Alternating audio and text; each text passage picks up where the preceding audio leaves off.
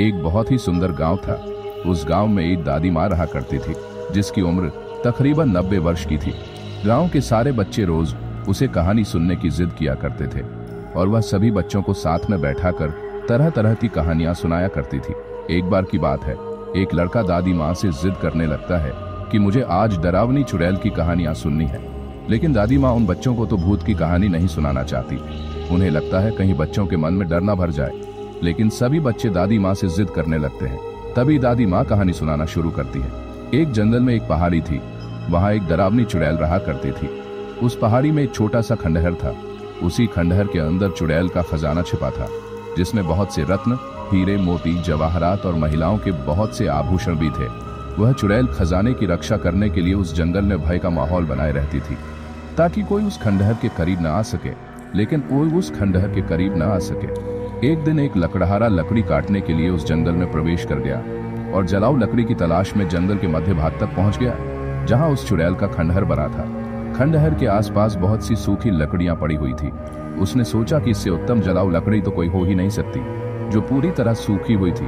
वह लकड़हारा खंडहर की सीढ़ियों से लकड़ियां इकट्ठा करता हुआ आगे बढ़ता गया। जैसे ही वह द्वार तक पहुंचा, वहां एक बहुत ही विशाल दरवाजा था, जो पूरी तरह लकड़ी का बना हुआ था। लकड़हारे ने आज से पहले इतनी खूबसूरत कारीगरी कभी नहीं देखी थी। जैसे ही उसने उस दरवाजे को स्पर्श किया है, उसे अजीब सा एहसास हुआ।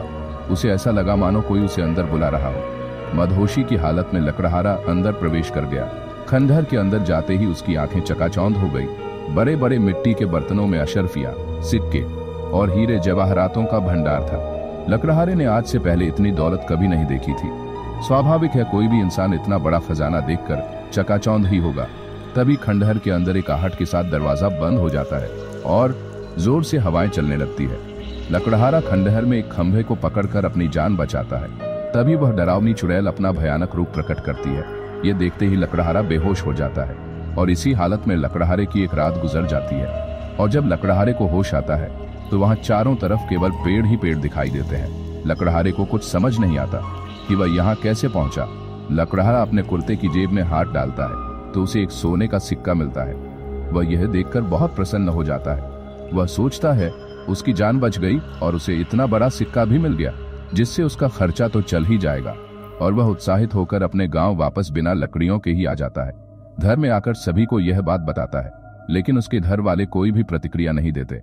उसे लगता है, मैं इतनी जोर जोर से सबको अपनी बातें बता रहा हूं, लेकिन कोई मेरी बातें सुन क्यों नहीं पा रहा।